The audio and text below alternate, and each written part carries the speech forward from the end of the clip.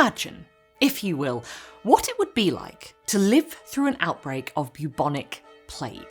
Imagine entire swathes of your community enduring sudden, quick, and agonising deaths from a seemingly random disease for which there appears to be no obvious means of prevention and absolutely no obvious means of cure. Imagine contracting this heinous disease yourself and having no other option but to pray, to ward off evil with an arsenic amulet, or to strap a dried, dead toad to your stomach to draw out the pestilence. These were some of the actual measures people took back in the day to keep plague at bay, but of course, they were futile. Extreme suffering and a high death toll was the grim reality faced by millions of people across numerous countries over the course of hundreds and hundreds and hundreds of years. From the plague of Justinian in 541 to 549 AD that took the lives of millions of people in the Byzantine Empire, to the Black Death, responsible for killing an estimated 25 million people across Europe alone, that's almost a third of the continent's population, to smaller yet equally horrendous epidemics such as the Great Plague of London that hit the capital in 1665, killed between 75 and 100,000 people, which for a city boasting only 400,000 inhabitants was a significant number, and which at its bloody peak claimed the lives of over 7,000 people in a single week. These are the facts and figures, and they are staggering. But if you're anything like me, statistics leave you kind of cold. You can look at the data and recognise, for instance, that the death toll from plague in London in 1665 rose substantially from 470 reported deaths in June to over 2,000 in July, but it doesn't make you feel anything of the actual horror these people lived through. It's hard to put these numbers into perspective. Feelings don't care about your facts, and statistics, as far as I'm concerned, are only a small part of the story that plague has to tell. Now, I say story here deliberately because it's vital to remember that even when we think we're reporting the cold, hard historical and biological facts, we're also always helping to create a fiction that works in tandem with them. Because there's plague, the disease that ravages your body and ends your life, that killed X number of people in X number of countries over X number of years, and then there's plague, the myriad imaginative responses to those historical and biological truths. It's almost impossible to think of a disease like plague and remain, as Susan Sontag puts it, unprejudiced by the lurid metaphors with which it has been landscaped. How we shape, imagine, and communicate the story of a disease becomes just as relevant to our understanding of it as its biological makeup. And when it comes to dealing with a disease like plague, responsible for decimating communities on a biblical scale century after century, we need that story, because the story is what sticks. So, what are the stories behind the plague? How did writers living through such mass-scale apocalyptic epidemics and pandemics manage to translate what they were going through into words? And how do we continue to write about plague today? In this video, I'm going to examine a handful of texts that really show us what it was like to live through an outbreak of plague. Some are first-hand and factual, some seem first-hand and factual but are actually carefully fabricated critiques containing well-disguised political agendas, and some are what we would typically define as fiction. But I believe there is a huge amount of crossover here, with seemingly factual texts spinning fictitious yarns and fiction hitting closer to the dark reality of plague than you might initially suspect. But before we get into the disease-ridden weeds of it all, welcome. I'm Dr. Rosie Whitcombe, this is Mousy the Meowing Baby, and we make videos on the books you like, love, hate, and have never heard of, so please do subscribe if that's your jam.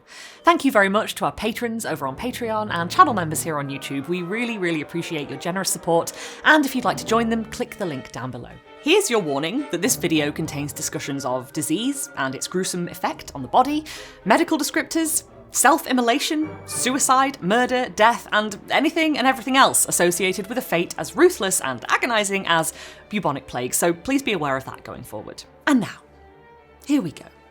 Do take care to stuff your beak with a good helping of lavender, a handful of peppermint, a sprinkling of cloves, and a smattering of rosemary, and join me as we journey back in time to discover the heartful and harrowing stories behind one of history's most merciless diseases. So, you're out, wandering the streets of 17th century London.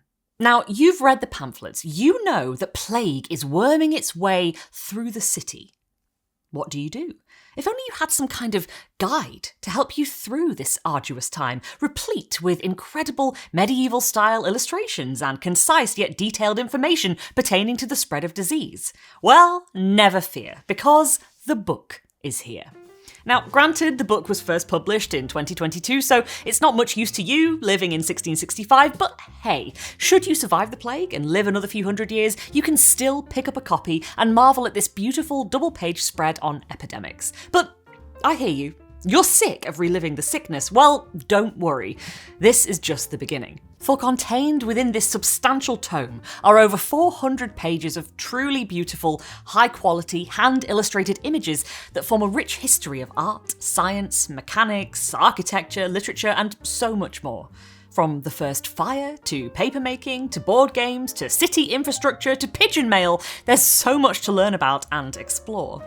The book is a best-selling, unique and captivating encyclopedia. It's a visual journey through different ages of art and innovation, and it is, to date, the second highest grossing Kickstarter project ever to have kickstarted, and you can see why. Honestly, the thought and detail that went into this. These illustrations are something else. Every page, I think, would make an awesome art print. It's really gorgeous. And the information it contains is easy to digest, it's incredibly detailed, and it really provokes my curiosity. There's even a hidden quest to play within the book itself, which I actually had no idea about, and I had a copy of the book prior to their contacting us for this collaboration, so that's very exciting for me because now I can explore that next. The book is an ideal gift for the curious because it encompasses so much. It's not just art or science or economics or literature or plague, it's all of those things and a huge amount more, so there really is something for everyone. Pick up a copy yourself by following the link in the description or scanning the QR code on screen and get a special discount with the code BooksandCats10. And you too can learn more about epidemics, from the protective purposes of the plague doctor mask, to the importance of hand washing, to the value of vaccinations, as well as almost everything else. Thank you to the book for sponsoring this video. And speaking of vaccinations, it's probably best that we continue by addressing the elephant in the room. When I ask you to imagine what it was like to live through a plague outbreak, in some ways, we don't have to work very hard. We all have experience living through a pandemic that has, to date, claimed the lives of over 7 million people.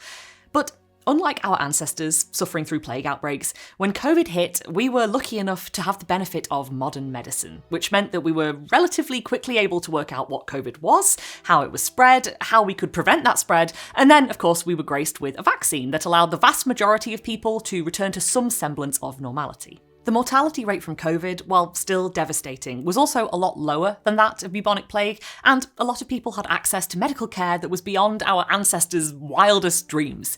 With bubonic plague, you were living on a prayer, dogged by a horror you couldn't understand, and if that horror caught up to you, you'd be in for a very unpleasant ride. If I say to you that in that room over there, there's a person dying of bubonic plague, what do you imagine lies behind the closed door? Perhaps you see a person ailing, prone on a makeshift bed, groaning and sweating, covered with buboes, those are the big lumps sticking out of their necks, armpits and groins, their fingertips blackened and rotting. Maybe they're being attended by a nurse or even a plague doctor in a bird-like mask. And maybe you, as a 21st century human holding 21st century knowledge of contagion, can even see the dreaded fleas hopping about the mattress, getting ready to bite and infect their next unsuspecting victim. That's the kind of scene I imagine, and it's worth dwelling on. It's worth thinking about some of these symptoms, grisly as they are, to understand what kind of disease we're dealing with here. Firstly, we should note that plague comes in different shapes and sizes. You've got pneumonic, which affects the lungs, or septicemic, which affects the blood, but the most common strain of plague, and the one we'll be focusing on today, is bubonic, a type of plague that attacks the lymph nodes and gives you those horrible, swollen buboes.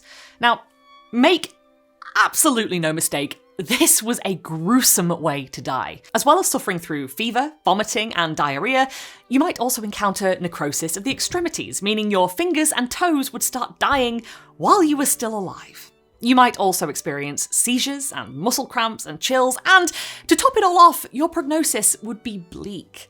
Half the people who caught bubonic plague died from it, in agony and often very suddenly. This was not a pretty way to go.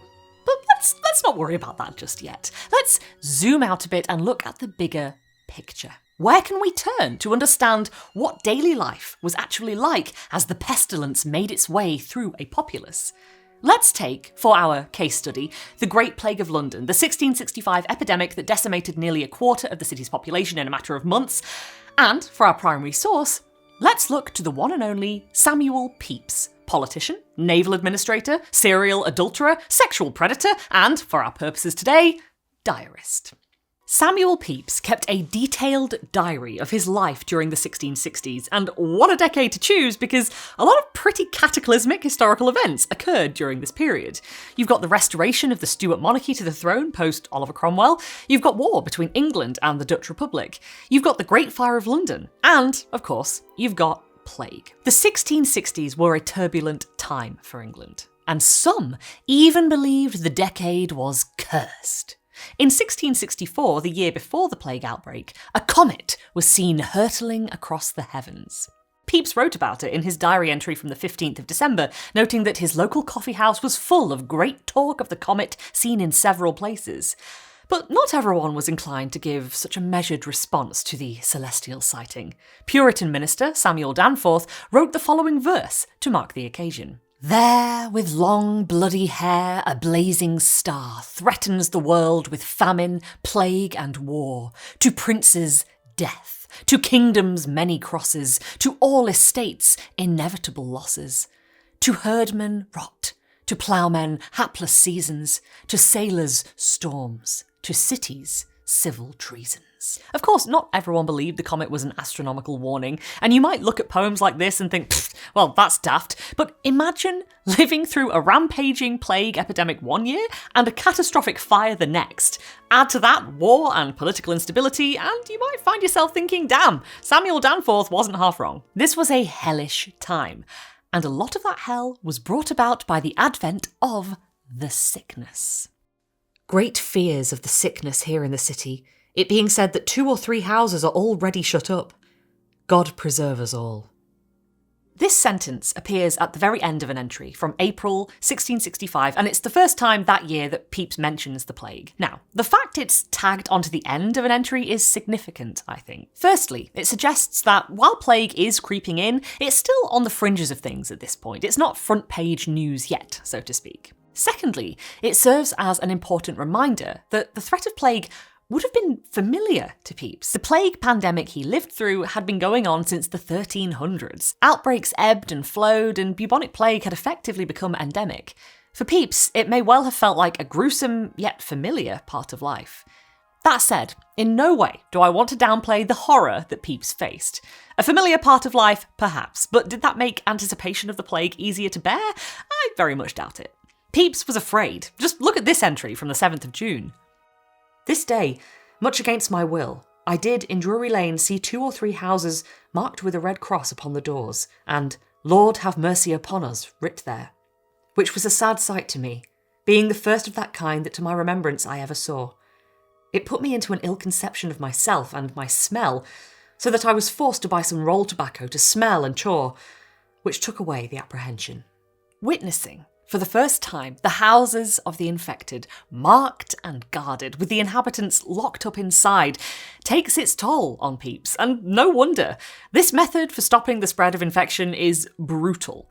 If a person was known to be infected, they and their entire family would be locked in their home for 40 days. A red cross would be painted on the door, and they would be prevented from leaving. If you think this sounds completely grim, you'd be right. Multiple eyewitness accounts describe the screams from within, the people inside dying in agony, driven mad. One man was reported to have set himself on fire in his bed rather than suffer the horrors of plague any longer. As Thomas Vincent writes in his 1667 account, God's Terrible Voice in the City, "It would be endless to speak what we have seen and heard, of some of their frenzy rising out of their beds and leaping about their rooms, others crying and roaring at their windows, some coming forth almost naked and running into the streets. It was very sad to hear of one who, being sick alone, and, it is like, frantic, burnt himself in his bed." This is absolutely brutal. No wonder Pepys was frightened, and no wonder he takes what he believes are precautions to prevent infection. He smells and chews tobacco, which was believed to have a medicinal value, and he also refers to being given a bottle of plague water, a combination of herbs and spices such as muscadine, sage, rue, long pepper, ginger, nutmeg, mithridate, treacle, and angelica water, considered by some to be a most excellent drink against the plague. Of course, it goes without saying that these methods did not work to keep plague at bay, and that's because people living in 1665 didn't know what we know now. That bubonic plague was passed between people via fleas carrying the disease. Although it wasn't like they had absolutely no idea. There were plenty of theories floating about as to what caused plague and how to prevent it, and you can get a sense of what those theories were by looking at this. Necessary directions for the prevention and cure of the plague in 1665, ordered by the College of Physicians. This pamphlet provides the reader with official advice to help them stave off plague, and some of this advice makes a lot of sense. So, for example, Section 6 outlines the care to be taken when a house is visited by plague. No sick persons are to be removed out of any house. So this is the method of locking people up in their homes. You've got to isolate them to prevent the spread, and not only must you be extremely cautious about interacting with people thought to have the plague, but their belongings too, as Section 7 points out. No apparel or household stuff is to be removed or sold out of the infected house for 6 months after the infection is ceased. Now, these two pieces of advice are largely on the right track. Keep away from the infected and don't touch their stuff. Now, plague was predominantly transmitted by fleas, so staying out of an infected house and not buying the clothing or bedding, say, of an infected person is good advice. It means that you're not unwittingly coming into proximity with the fleas or bringing them into your home. But that's not the whole story this here pamphlet has to tell, because we also get advice like this. Brimstone, burnt plentifully in any room or place, though ill to be endured for the present, may effectually correct the air for the future. I mean, I suppose doing this might gas the fleas, but that's not the intention behind the advice. This advice was based on a theory that bubonic plague was contracted through the air, so burning brimstone might help to cleanse the air in your home. It's infinitely fascinating to me how 1660s medicine and science is both so close and yet so far from getting to the root of the problem. Some of this advice is genuinely helpful, like isolating yourself from others and staying home if you're ill. This is pandemic advice that we're all familiar with. But some of the advice in this pamphlet is completely useless, if not potentially dangerous. This literature is a document of that precipice, if you like, between ancient theories and a more modern medical understanding of contagion. But back to Pepys. Over the coming months, Pepys keeps writing his diary, taking note of the rising death tolls, fretting as cases of plague creep into the city centre from the poor, crowded parishes like St Giles in the Fields over to the west, and witnessing wagon loads of people desperately evacuating the metropolis. And I just want to show you this. This is a really cool map that shows how plague spread across London throughout the year. So you can see how in June, reported plague deaths are almost entirely localised to St Giles in the Fields. But as we move through the months towards the height of the epidemic, we see how it's all over the shop and very much wreaking havoc here around Seething Lane, aka Pepys's neck of the woods. So you can understand why, by late July, Pepys is getting very concerned for his own mortality.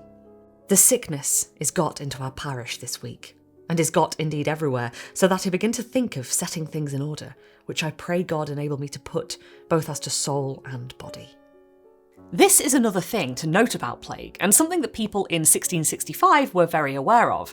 This is a disease that kills you quick. You can be fine one day and dead the next. In all the accounts I've been reading for this video, I've noticed a wealth of anecdotes that go something like, so-and-so was fine when he visited the tailor's at 10 AM, but then he suddenly took ill and died later that evening covered in buboes. Plague could hit you out of the blue, leaving you no time to get your affairs, the emotional, the financial, and the spiritual, in order. The speed of the disease could strip you of the opportunity to get your will written or atone for your sins or tell your loved ones you loved them one last time. So, what we get in Pepys's diary is not only a fear of suffering, of dying, of loss, but a fear of being carried off by a disease that hits you hard and fast, and of what a sudden death would mean for his accounts, his family, and his legacy. Something else that strikes me when reading Pepys's diary entries, something that can't be conveyed by statistics alone, is the sensory experience of it all. Pepys walks the streets of London and sees houses and businesses shut up, branded with the Red Cross. He hears the bell tolling the dead. On the 30th of July, he writes that it was a sad thing to hear our bell to toll and ring so often today, either for deaths or burials, I think 5 or 6 times. He witnesses fires burning in the street, as it is through the whole city by the Lord Mayor's order. All the way, fires on each side of the Thames. And strange to see in broad daylight 2 or 3 burials upon the bankside, one at the very heels of another, doubtless all of the plague. Pepys's diaries are full of the sights, sounds and smells of a city that is changing rapidly into an unholy land where the death toll is so high people are being buried by daylight, the nights not sufficing to do it in. He sees corpses in the streets, witnesses the untimely burials of his fellow Londoners, and documents the tide of misery and horror overtaking the populace. So I went forth and walked towards Moorfields to see, God forgive my presumption, whether I could see any dead corpse going to the grave. But, as God would have it, did not. But Lord, how everybody's looks and discourse in the street is of death and nothing else, and few people going up and down, that the town is like a place distressed and forsaken. Entries like this give us a sensory picture of just how much things had changed in a very short period of time, and how the people Pepys observes were completely consumed by horror and fear. But that's not the whole story Pepys's diaries have to tell. It's easy to assume that if you're living through an unfathomably merciless plague outbreak, and you're wealthy, like Pepys was, you would absolutely stay indoors. You wouldn't risk getting anywhere near a plague-addled corpse or breathing in that potentially putrid air. But here Pepys is, his morbid curiosity piqued, going out of his way to sleuth out a plague burial. He, apparently, unlike the miserable wretches he writes about, isn't completely consumed with his own fragile mortality. Even during the especially grisly month of September, when the death toll reached its peak of over 7,000 people per week, Pepys can see past plague's end. Up and put on my coloured silk suit, very fine, and my new periwig, bought a good while since, but durst not wear it because the plague was in Westminster when I bought it. And it is a wonder what will be the fashion after the plague is done as to periwigs, for nobody will dare to buy any hair for fear of the infection, that it had been cut off the heads of people dead of the plague. The frippery of this entry is funny. The idea that one of Pepys's concerns regarding the plague is how it's going to transform the cosmetic wig industry amuses me. Less amusing, though, is the way it shows up Pepys's obvious privilege, as does his decision to head to a cemetery to try and spy a plague corpse burial. Samuel Pepys has a choice the majority of people do not have. He is able to fit into this role of social anthropologist, wandering around London, noting that everybody's looks and discourse in the street is of death because he has time, literacy, and money enough to remove himself from those situations at will. He's not starving to death because his shops had to shut and he can't find work anywhere else. He's not living in cramped, squalid conditions in the poorest parts of the city. Plague, while obviously terrifying to everyone, rich and poor, was almost inevitably going to be less terrifying the more money you had because you had a better chance of escaping it, of practicing social distancing, of retiring to your countryside retreat, of living off your savings. This is another reason, I think, that Pepys is able to keep plague in its place in his diaries, as part of his life, a big, scary, significant part, but not the only part. It's why, at the end of July, when the death tolls were rising sharply, he can include an entry like this. Thus I ended this month with the greatest joy that ever I did any in my life, because I have spent the greatest part of it with abundance of joy and honour, and pleasant journeys and brave entertainments, and without cost of money. And, at last, lived to see that business ended with great content on all sides. Okay. Happy for you? Glad you're having the time of your life while people are dying in the streets? Okay, great. I mean, he does acknowledge plague in this entry, but only very casually. He admits he did have some difficulty because of the plague, which grows mightily upon us, but he's still out here having a ball a month while people are setting themselves on fire to avoid dying alone and in agony. Now, I don't want to suggest Pepys wasn't scared or didn't care, and I also want to recognise how insanely valuable his diaries are. He wrote in detail and at length about his life, from his myriad sexual exploits to his burying a wheel of Parmesan cheese in order to protect it from the Great Fire of London. His diary is an invaluable source that helps us to understand not only the big events, the plagues, fires and wars, but the little, seemingly insignificant aspects of daily life in 17th century England. But I also want to recognise that due to his wealth and his privilege, he was able to distance himself from the majority of people suffering either directly or indirectly from plague in 1665. I also want to pay heed to the fact that we don't have the accounts of the people who suffered the most. Their voices are lost. And so it's vital to remember, as we begin to build this picture of how people wrote about plague, that Pepys's is just one perspective. He doesn't speak for everyone, and his experience of plague, while first-hand, is removed from the squalid parishes, the poorest people, and the worst of the plague's impact. Pepys can't give us that side of things.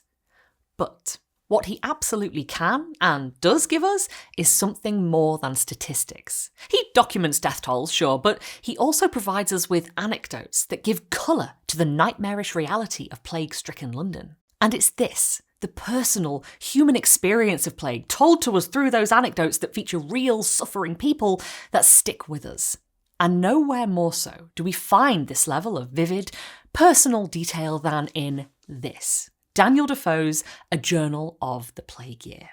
Now, I want to give you the title page in full because it really clearly sets up what we should expect from this text. This is Defoe's A Journal of the Plague Year, being observations or memorials of the most remarkable occurrences, as well public as private, which happened in London during the last Great Visitation in 1665, written by a citizen who continued all the while in London, never made public before.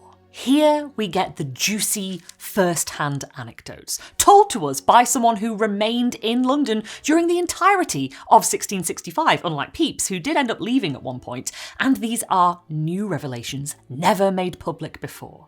And boy oh boy, Defoe does not disappoint. This is a text chock full of plague-related anecdotes given to us in harrowing detail. I remember, and while I'm writing this story, I think I hear the very sound of it. A certain lady had an only daughter, a young maiden about 19 years old, and who was possessed of a very considerable fortune. They were the only lodgers in the house where they were. The young woman, her mother, and the maid had been abroad on some occasion. I do not remember what, for the house was not shut up. But about 2 hours after they came home, the young lady complained she was not well. In a quarter of an hour more, she vomited and had a violent pain in her head.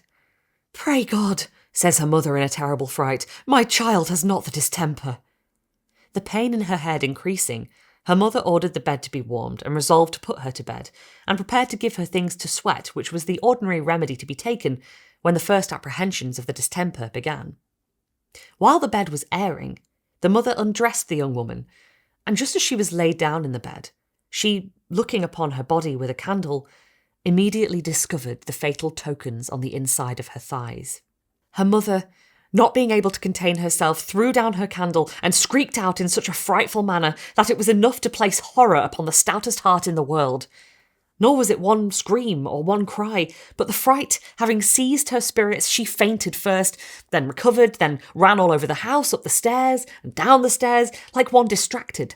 And indeed really was distracted, and continued screeching and crying out for several hours, void of all sense, or at least government of her senses, and, as I was told, never came thoroughly to herself again. As to the young maiden, she was a dead corpse from that moment, for the gangrene which occasions the spots had spread through her whole body, and she died in less than 2 hours. But still, the mother continued crying out, not knowing anything more of her child, several hours after she was dead. It is so long ago that I'm not certain, but I think the mother never recovered, but died in 2 or 3 weeks after. This is typical of the kind of thing we get in this book, a no-holds-barred, fly-on-the-wall account that's equal parts grisly and heartbreaking. Defoe gives us a very sensory experience here. We can hear the very sound of the mother screeching and crying herself into madness. We can feel the dark, closed-in, candlelit bedchamber, see the discovery of the fatal tokens, aka the buboes, witness the mania and despair that follows. we are, thanks to Defoe, in that room with those people, experiencing this horror unfolding. Unlike Pepys, whose diaries document all kinds of things, Defoe gives us a focused journal of the plague year based on his personal experiences and the experiences of others. One result being that when we read stuff like this, we quickly start to relate to these people, gain a new sympathy for them, and feel something of their fears and miseries. Now, of course, there is a lot of overlap between Defoe's account and Pepys's. Heck, they're writing about the same event happening in the same place in the same year, so there's going to be some inevitable crossover. Like Pepys, Defoe comments on the rising death tolls, the shutting up of houses, and the growing despair of the people of London. But where Pepys is often brief and to the point when it comes to writing about plague, Defoe brings the drama. His recollection of the plague year is highly emotional, rich in detail, and intensely descriptive. Just look at the different ways he refers to the plague. Sometimes it's the great distemper. Sometimes it's the fatal breath, the common calamity, the time of general destruction, and my personal favourite, the season of divine vengeance. Giving plague so many names shows up how difficult it could be for a writer to put it into words.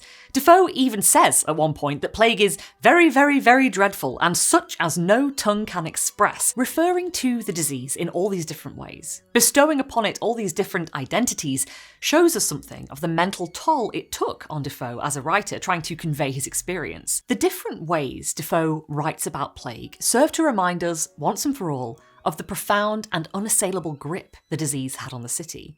And they also tell us a little bit more about how people living in 1665 tried to rationalise and explain the outbreak. Season of Divine Vengeance isn't just my favourite because it's the most extra name from the list. It also sheds some light on contemporary speculations over what was causing plague. As I've explained, people in 1665 didn't know it was the fleas spreading the disease, and their understanding of what the disease actually was limited. This meant that there were dozens of theories floating around as to why the plague was plaguing, a key theory being divine vengeance. This is God's wrath. Plague is a punishment cast down from heaven for all humanity's sinfulness. And it's an idea that Defoe considers. Nothing but the immediate finger of God, he writes, nothing but omnipotent power could have brought about plague. He, like his fellows, finds himself powerless, at the mercy of an angry God, and this means that at any moment he too might succumb to the disease. His neighbours, unable to contain themselves, vented their pain by incessant roarings, and such loud and lamentable cries were to be heard as we walked along the streets that would pierce the very heart to think of. Especially when it was to be considered that the same dreadful scourge might be expected every moment to seize upon ourselves. Defoe's anxiety, fear, and terror are tantamount. It's like he's anticipating the drama and intensity of Gothic fiction that would reach its heyday at the end of the 1700s, especially in the way he conveys certain anecdotes. Like when he's passing through Token House Yard in Lothbury, of a sudden a casement violently opened just over my head, and a woman gave 3 frightful screeches and then cried, "Oh, death! Death! Death!" in a most inimitable tone, and which struck me with horror and a chillness in my very blood. God, the screams, the cries, the chilling of the blood, it's so much more intense and dramatic than Pepys. It's so Gothic. This is the worst of what the season of divine vengeance can throw at you. It almost reads like a novel. And there's a reason for that. Remember how I said earlier that we'd be looking at plague-related writing that seemed to be factual and first-hand, but was actually fiction containing a well-disguised political agenda? Well, this is that. Defoe's A Journal of the Plague Year is not, as he would lead you to believe, a first-hand account of what it was like to live in London in 1665. It was actually written a lot later than that, in 1722, and before you say anything, yes, just because it wasn't written at the time doesn't mean it can't be a record of what Defoe actually saw. He could be reflecting on and remembering what it was like to live through this time as a single man responsible for a family of servants whom I kept at my business. But this is unlikely, because Defoe was in fact only 5 years old in 1665 when the plague hit London, and not, I would imagine, capable of running a business, managing servants, or indeed wandering about the streets of London on his own, witnessing the host of horrors he reports in his journal. Now, this doesn't mean that Defoe just made everything up, or that his account isn't valuable. Much of a journal is an accurate, even researched rendering of the 1665 plague. And let's not forget, for Defoe, this is still recent history. It happened in his lifetime. He has a direct connection to it. It's also worth noting he signs the journal HF, initials which are generally assumed to stand for Henry Foe, Defoe's uncle, who did indeed live through the 1665 plague in London. It's possible that A Journal of the Plague Year was at least based on Defoe's uncle's journals. It is certain that Defoe himself did a lot of research into his subject and used his considerable talents to bring it to life. This book is very valuable, not only for the history it conveys, but for what it can tell us about the value of storytelling. Reading Pepys and Defoe side by side, I find Defoe far more engaging. The drama of the first-hand narrative, the detail, the gothic quality of his prose, the sheer intensity of it all makes for a fascinating read, as does his deceptive framing. Defoe is deliberately showing up the fault lines of literature, proving to us that what seems truthful and factual can be a fabrication. But the question remains, why did Defoe do this? Instead of taking a more traditional approach to writing history from a more detached, objective perspective, why does he go the extra mile and create a character through whom he and his readers can vicariously experience the Great Plague? Well, first of all, posing a fictional work as a piece of non-fiction was kind of a thing with Defoe. He also claimed his novel, Robinson Crusoe, was written by a man who really lived on a desert island for 28 years, and that his book about the celebrated thief Moll Flanders was written from her own memorandums. He seemed to like framing his writing in this way. After all, it's more engaging for the reader to see these worlds through an active, first-hand account rather than a dry historical record. And the more engaging a text, the more likely it is to be read, the more likely it will circulate, and if it so happens to contain a particular agenda, say, that agenda is more likely to be considered, discussed, and maybe even put into practice. Now, Defoe didn't experience the horrors of the 1665 plague in the way his fictional narrator does, but it's not like his life was spent free of the fear of plague returning.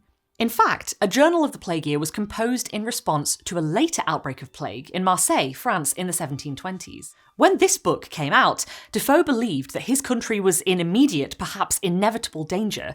Nearly every issue of the London papers since 1719 had been reporting on the outbreaks and progress of the plague on the continent. Woven within his faux first-hand account, Defoe comments on and criticises different aspects of how the Great Plague of 1665 was managed, raising questions about the limits of public authority, the rights of the diseased, the government's responsibility to finance healthcare, and the conflicting pressures of self-preservation and compassion. And what better way to convey the importance, the necessity of all this, than through the immediacy and vividness of a first-person narrative that really engages and motivates its readership.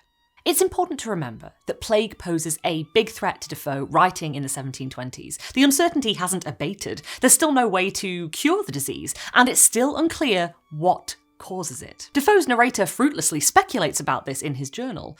Of course, he isn't able to land on what we know now, that plague was spread by the fleas, but at one point, he dances very close to the truth. The first person that died of plague was in December 20th, or thereabouts 1664, and in or about Longacre, whence the first person had the infection was generally said to be from a parcel of silks imported from Holland, and first opened in that house. Plague being spread about England via shipments of goods, like cloth, tracks with what we understand to have actually happened. Fleas would live and lay eggs in goods such as fabrics. Said fabrics would be transported all over the country, and thus the pestilence spread. Now, we can't, of course, pinpoint the exact shipment, trace the exact journey of the single flea that brought plague to Defoe's door, but we can imagine these things. And that's exactly what Maggie O'Farrell does in her wonderful novel, Hamnet. If you haven't read Hamnet, absolutely go and do it. It's a fantastic piece of fiction that centres around the death of Hamnet Shakespeare, son to William Shakespeare and Agnes, or Anne, Hathaway, who died in 1596 at just 11 years old. Now, you'll notice that we're shifting plague outbreaks slightly here. We've jumped back in time about 70 years, but in the grand scheme of bubonic plague, we're still within the same window. Now, there exist no first-hand accounts of Hamnet's death, and it's not even actually clear what he died from. Many people have speculated, however, that it was indeed bubonic plague, and this is a speculation O'Farrell chooses to flesh out in her novel. She fills in a lot of the gaps left by a scant historical record and brings to life a cast of characters. Hamnet, his twin sister Judith, their mother Agnes, and even their father, who, despite his fame, is kind of a blip. We don't really have much information about who he actually was, other than the details we can glean from his plays and sonnets. O'Farrell imagines the intimate moments, the private thoughts, the daily lives of these people, and does so with refreshing, original sensitivity. It is really, really wonderful. But one of my favourite parts of the novel actually has little to do with Hamnet or Agnes or even the bard himself. It is, I think, the only part of the novel that's set apart from them, from the main cast, and it comes about midway through the book. It really stands out from the chapters that surround it. It's a heartrending, elegant and sophisticated imagining of how the pestilence came to pass. For the pestilence to reach Warwickshire, England, in the summer of 1596, 2 events need to occur in the lives of 2 separate people, and then these people need to meet. The first is a glassmaker on the island of Murano in the Principality of Venice. The second is a cabin boy on a merchant ship sailing for Alexandria on an unseasonably warm morning with an easterly wind. This chapter offers us a significant and heartfelt moment of pause in the narrative. Up until this point, we're getting to know Hamnet and his family across 2 sets of timelines. One set in the past that focuses on Agnes meeting the Latin tutor, falling in love, falling pregnant and getting married, and another set in a tense and worrisome present, where the plague is sapping the life from Hamnet's twin sister, Judith. But in the middle of all this, we get this far-flung tale of chance encounters, a butterfly effect of sorts, simultaneously sorrowful for what we know it will result in, and grounding, giving us a chance to breathe outside the narrative's 2 main timelines. It also showcases O'Farrell's skill at writing characters, because as much as I care about the plight of the main cast, characters I've come to know over many chapters up until this point, the brief pages that follow here, that give us a glimpse into the heart and mind of a character known only as the cabin boy, are some of the most arresting and heartfelt in the whole novel. In Alexandria, at exactly the same moment, all the way across the Mediterranean Sea, the cabin boy must leave his ship for Judith to contract the pestilence, and for a tragedy to be set in motion halfway across the world. He must receive orders to go ashore and find some victuals for his hungry and overworked shipmates. So he does. He goes down the gangplank, clutching the purse given to him by the midshipman, along with a short, sharp kick in the backside which would explain the boy's limping gait.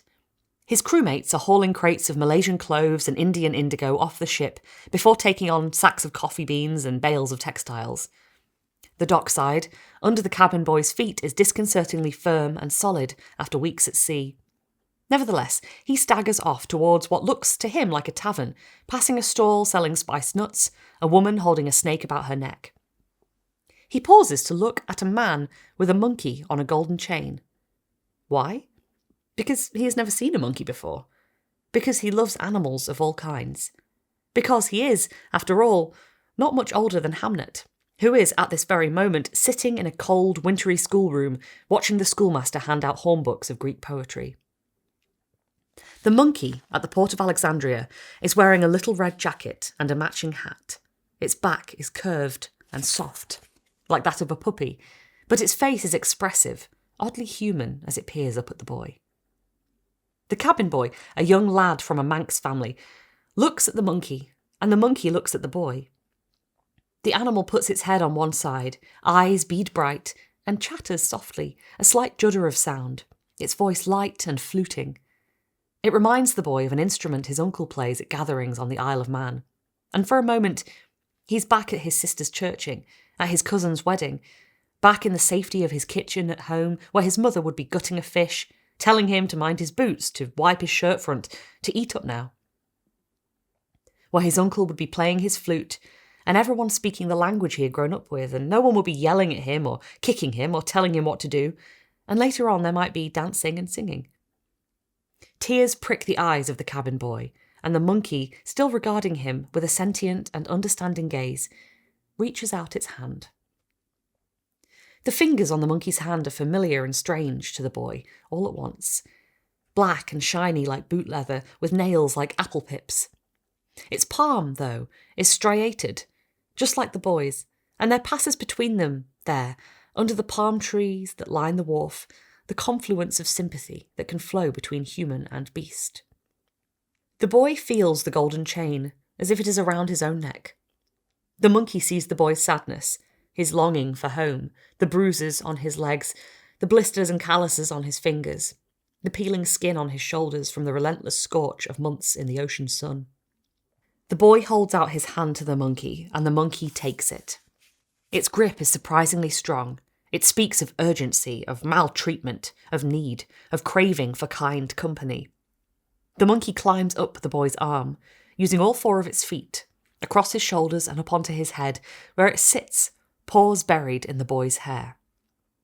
Laughing, the boy puts up a hand to be sure of what's happening. Yes, there's a monkey sitting on his head. He feels himself fill with numerous, warring urges to run about the dockside, shouting to his crewmates, "Look at me! Look!" To tell his little sister this, to say, "You'll never guess what happened to me. A monkey sat on my head." To keep the monkey for himself.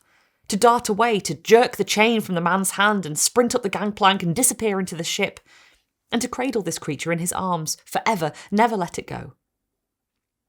The man is getting to his feet, gesturing at the boy.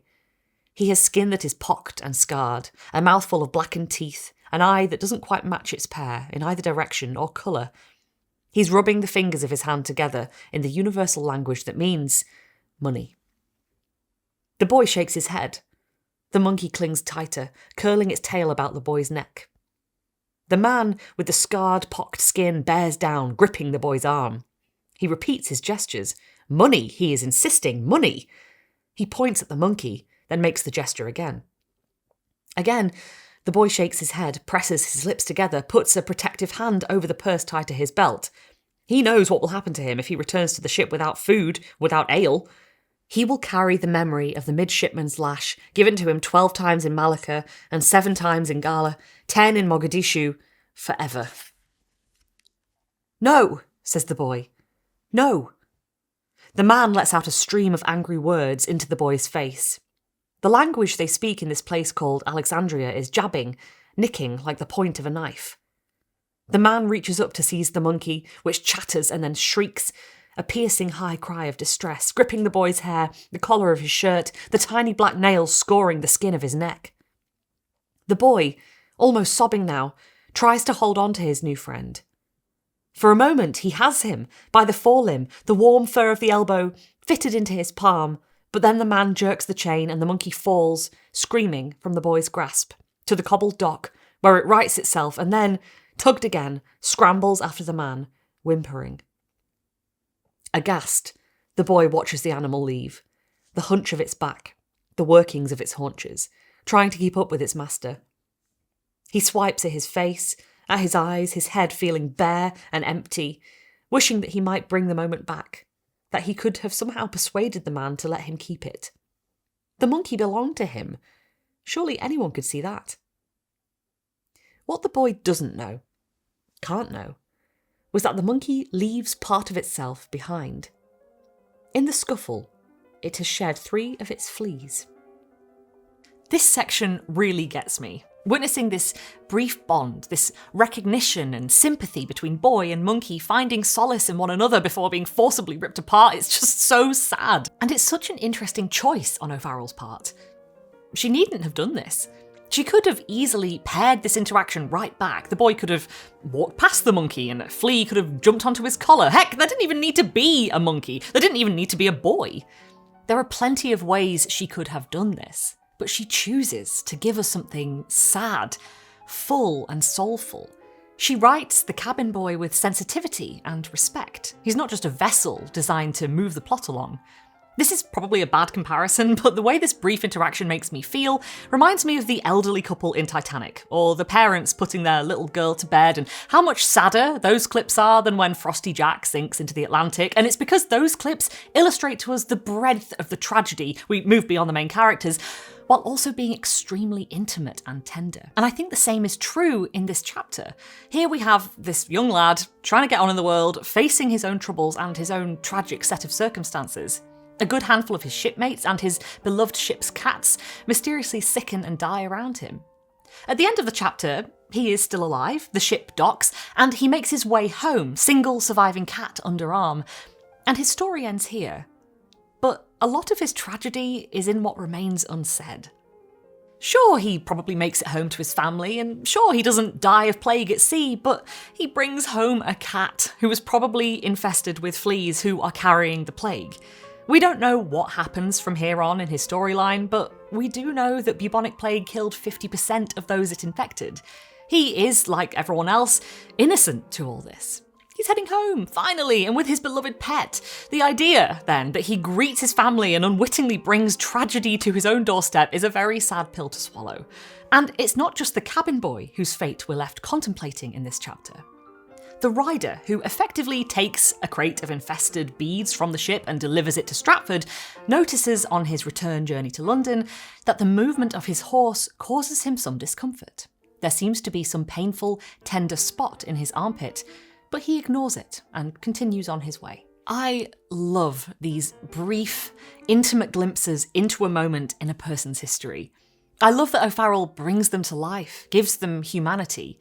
And interestingly, O'Farrell actually worried over whether or not her readers would respond well to this chapter. She said she loved writing it, but would anyone else care? Should she cut it? The passage remained, and I'm glad it did, she writes. The book, and more importantly, the disease which blighted that time, required a global perspective, a sense of the colossal scale of this bacterium's grim power. I'm so glad she kept it in too, and I'm also so glad that she wrote such an impactful chapter without making it in the least bit gothic. There's no sensationalism here. O'Farrell communicates the horror of what is to come without it being horrifying. There's no violent death or unbridled misery, and I think O'Farrell knows that we already kind of know about that stuff. Instead of focusing on the drama and the gore, why not focus on something softer? Why not tell a story that, instead of potentially desensitizing us to this history through overt anecdotes and unfathomable horrors, does its best to humanize these people, to show glimpses of their lives rather than the misery of their deaths, to make us think, this could have been me. They could have been my loved ones. Reading the stories behind the statistics then, whether first-hand, partial fabrication or full-on fiction, can illuminate this history in a way that the data on its own simply cannot. But as rich and detailed and illuminating as all these texts are, there's always going to be something missing from the story of plague as we tell it. And thus, writes Defoe, great numbers went out of the world who were never known, or any account of them taken, as well within the bills of mortality as without. Defoe's narrator is lamenting the huge amounts of people who died of the plague, whose stories were never told, and who won't be remembered. And this is most people. This sentence really makes me think about the voiceless victims of plagues throughout history. Now, Pepys and Defoe are two of, if not the most well-known, well-studied writers that documented the Great Plague, and there's good reason for that, right? Their accounts exist. For one, they survived for over 300 years. They're also interesting, comprehensive, rare, and illuminating. But they don't represent the population as a whole. They shouldn't be taken as the final word when it comes to telling the story of plague. That's why I love novels like O'Farrell's that tell an alternate story, that suggests something about the kinds of people whose lives and deaths were never documented. But these people still aren't speaking for themselves in their own words. The gaps in the record still persist. Literature alone can't give us the full picture. And this is how statistics become an important part of the story of plague, because we may not have the testimonies of the poor, of people of colour, of various marginalised groups, but we do have research like this. This year, that's 2026 if you're watching from the future, marks the first time archaeological research showing how racism influenced a person's risk of death during the Great Pestilence, that's the Black Death of the 1300s, will be exhibited at the London Museum.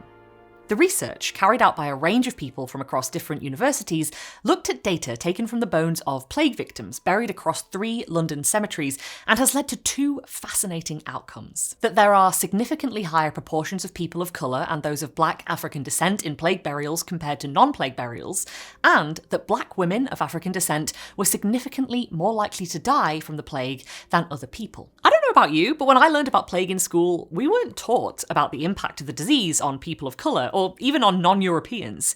We were taught that plague hit the poorest people hardest, but it wasn't really brought to our attention that a lot of the poorest people would likely have been people of colour. The connection between race and plague wasn't part of the story we were told, in part because the literal written stories we have access to are by well-off white men like Pepys and Defoe.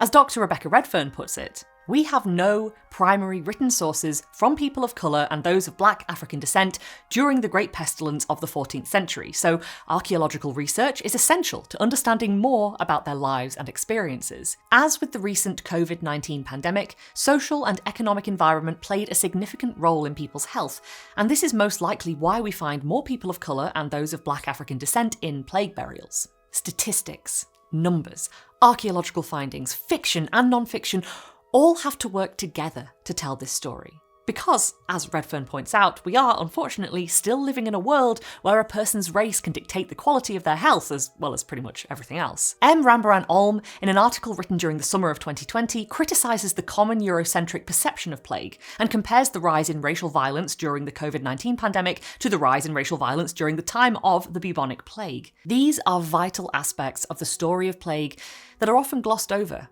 and they shouldn't be. Because doing so does a disservice to the telling of that story and the people who suffered through it or succumbed to it, and because racism of this kind is still prevalent today.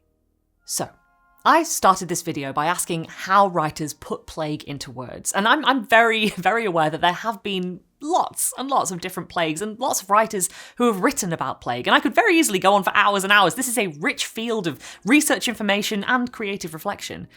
But as rich as it is, there are big gaps in the narrative. There are stories that will never be read because they were never written.